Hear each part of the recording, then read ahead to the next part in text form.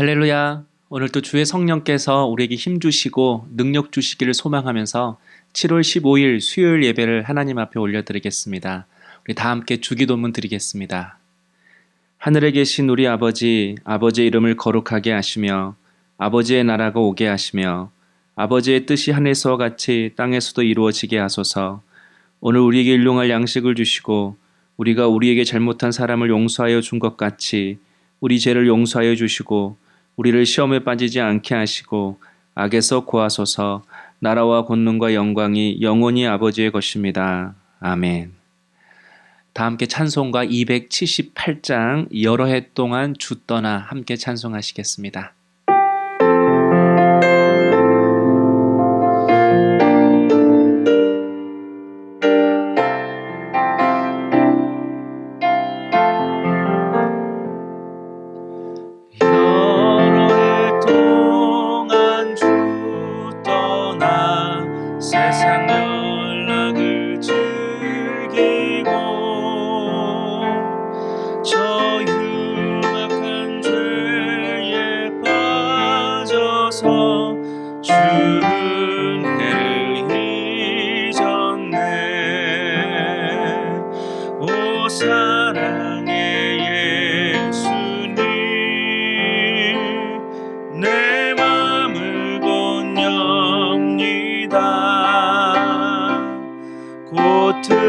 들어와 나와 함께하며 내 생명이 되소서. 죄악에 죽을 인생을 심히 불쌍히 여기사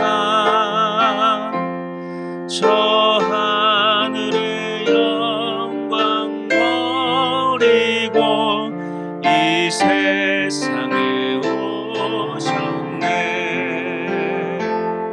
오 사랑의 예수님, 내 맘을 곧 엽니다. 곧 들어와 나와 함께하며 내 생명이 되소서. 홍포를 입은 구주는 다시 면류관 쓰시고 저 십자가 높이 달리사 그 아픔을 참았네. 오 사랑의 예수님, 내 맘을 곧 엽니다. 곧 들어와 나와 함께하며 내 생명이 되소서. 미련한 우리 인생은 주의 공로를 모르고 그 쓸쓸한 사막 가운데 늘 헤매고 다녔네. 오 사랑의 예수님, 내 맘을 곧 엽니다. 곧 들어와 나와 함께하며 내 생명이 되소서.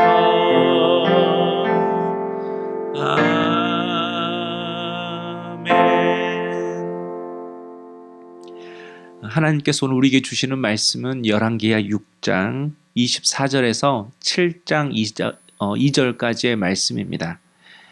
큐티인 책자 7월 15일 수요일 말씀인데요. 24절에서 29절까지 제가 읽고요. 7장 1절과 2절을 이렇게 읽도록 하겠습니다. 이후에 아람 왕 베나닷이 그의 온 군대를 모아 올라와서 사마리아를 에워싸니 아람 사람이 사마리아를 에워싸므로 성중이 크게 줄여서 나귀 머리 하나에 은 80세겔이요 비둘기 똥 4분의 1 값에 은 5세겔이라 하니 이스라엘 왕이 성 위로 지나갈 때에 한 여인이 외쳐 이르되 나의 주 왕이여 도우소서. 왕이 이르되 여호와께서 너를 돕지 아니하시면 내가 무엇으로 너를 도우랴. 타작마당으로 말미암아 하겠느냐 포도주 틀로 말미암아 하겠느냐 하니라. 또 이르되 무슨 일이냐 하니 여인이 대답하되 이 여인이 내게 이르기를 내 아들을 내놓으라. 우리가 오늘 먹고 내일은 내 아들을 먹자 하매 우리가 드디어 내 아들들을 삶아 먹었더니 이튿날에 내가 그 여인에게 이르되 내 아들을 내놓으라. 우리가 먹으리라 하나 그가 그의 아들을 숨겼나이다 하는지라.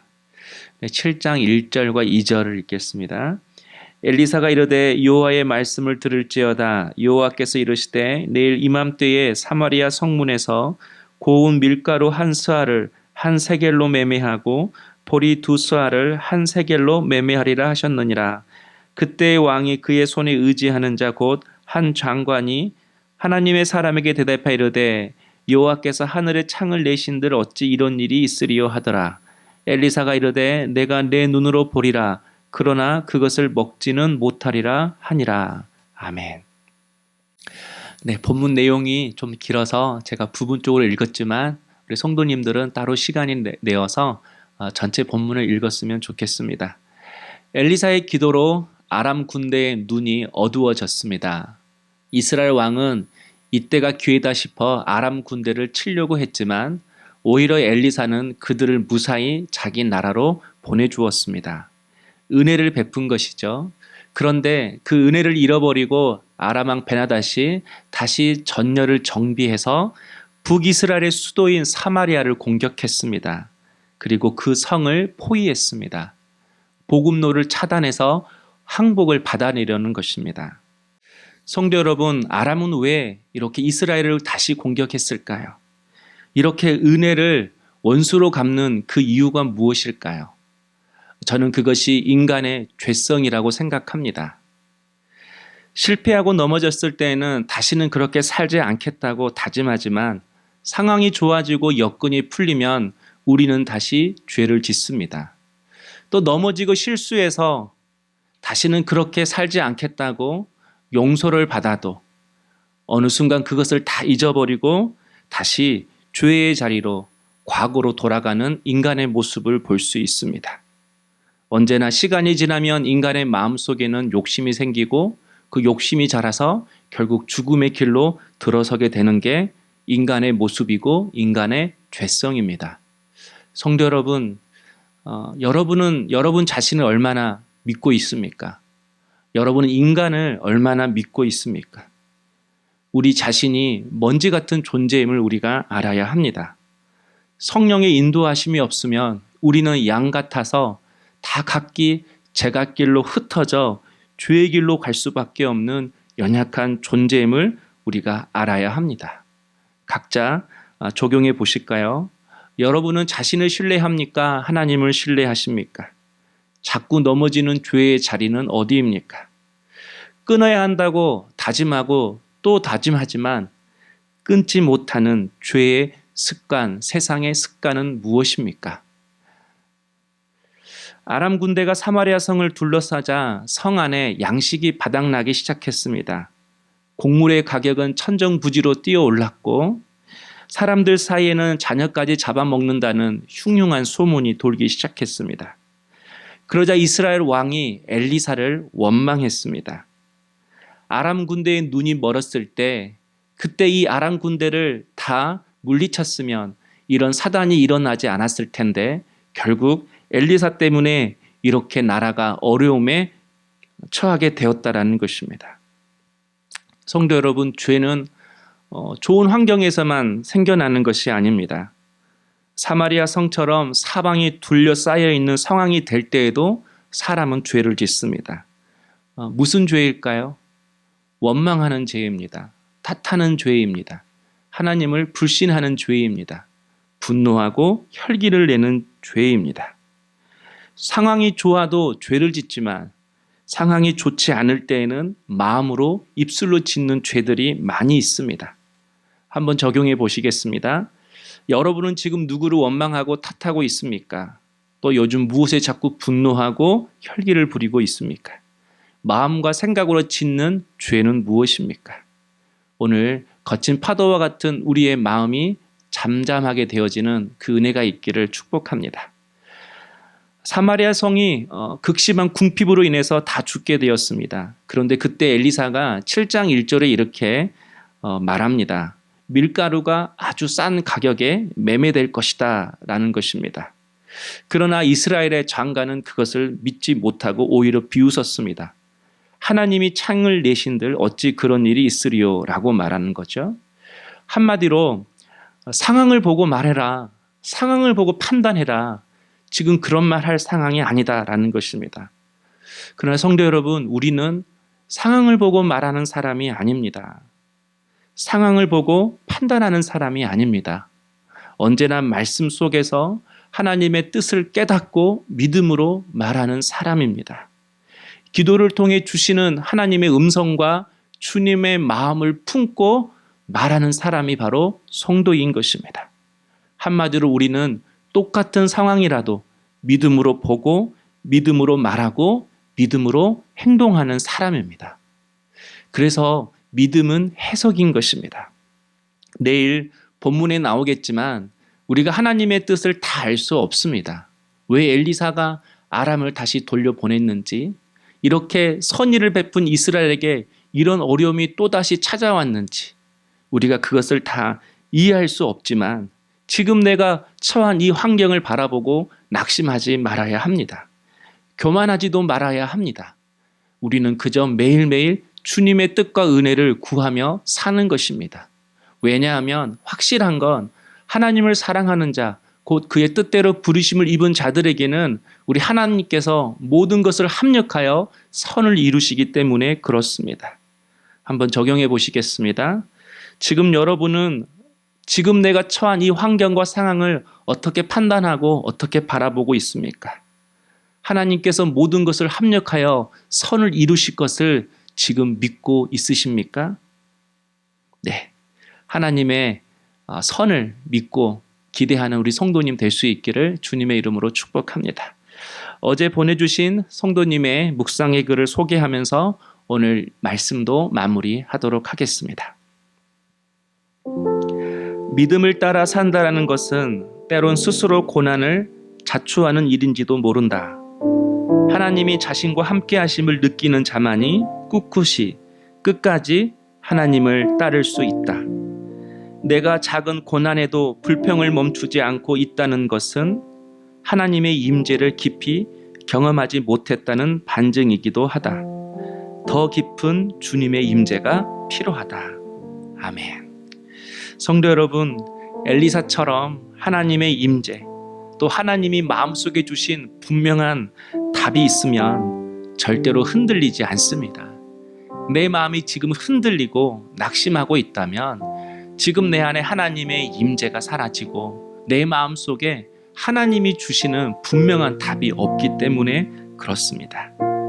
우리 하나님은 분명한 답을 주시는 분이십니다. 우리 하나님은 분명한 은혜를 우리에게 허락하셔서 반드시 선한 길로 인도하시는 주님이십니다. 오늘 하루도 우리 주님 앞에 간구하고 우리 주님의 은혜를 구할 때에 내 마음속에 우리 주님께서 분명한 답과 주님의 마음을 부어주실 줄로 믿습니다. 우리 함께 말씀을 의지하시면서 함께 기도하겠습니다. 이 시간 기도할 때에 주님, 나는 먼지와 같은 존재입니다. 언제나 나를 신뢰하지 않고 하나님을 신뢰하게 하여 주옵소서. 환경이 좋을 때 교만하지 않게 하시고 환경이 어려울 때 마음과 생각과 입술로 범죄하지 않게 해 주옵소서. 그리고 주님, 내 삶을 알 수는 없지만 믿음의 눈으로 보고 믿음으로 말할 수 있는 은혜를 허락하여 주옵소서. 내 마음속에 분명한 답을 주셔서 흔들리지 않게 하시고 오늘도 하나님 나의 연약한 몸과 마음을 고치시고 치료하여 주시옵소서. 함께 기도하겠습니다. 사랑의 주님, 우리는 먼지와 같은 존재입니다. 흙과 같은 존재입니다. 언제나 나 자신을 신뢰하지 않고 오직 한 분 하나님만을 신뢰하는 저희들 되게 하여 주시옵소서. 어렵고 힘들 때는 주님의 뜻대로 살겠다라고 고백하지만 막상 은혜를 받고 나면, 막상 하나님의 응답을 받고 나면 다시 이전의 모습으로 돌아가는 우리의 연약한 모습을 보게 됩니다. 매일매일 우리 주님의 음성을 듣고 따라가는 하나님, 그런 양과 같은 존재가 될 수 있도록 도와주시옵소서. 환경이 어렵다고 입술로 마음으로 죄짓지 않게 하시고, 원망하고 불신하고 분노하고 혈기 내지 않게 하시고, 하나님 우리의 마음을 만져주셔서 잠잠케 하여 주시옵소서. 특별히 주님, 우리의 마음속에 분명한 답을 허락하여 주옵소서. 육신의 눈으로 상황을 보고 판단하고 말하는 자가 아니라 믿음으로 보고 믿음으로 말하는 저희들이 되게 하여 주시옵소서. 사랑의 주님, 우리는 먼지와 같은 존재입니다. 언제나 나 자신을 신뢰하지 않고 하나님만을 신뢰하며 나가는 저희들이 될 수 있도록 역사하여 주옵소서. 응답 받고 나서, 은혜 받고 나서 예전의 모습으로 돌아가려고 하는 우리의 연약한 모습을 용서하시고, 항상 주님 앞에 또한 주님의 말씀으로 변화받고 새롭게 결단하는 저희들이 되게 하여 주시옵소서. 환경이 어렵다고 마음으로 입술로 범죄하지 않게 하시고, 언제나 상황을 보고 말하는 것이 아니라 믿음으로 보고 믿음으로 말할 수 있는 저희들이 될 수 있도록 축복하여 주옵소서. 하나님의 임재 가운데 거하게 하시고, 하나님께서 우리의 마음속에 분명한 답을 허락하여 주셔서 흔들리지 않게 하여 주옵소서.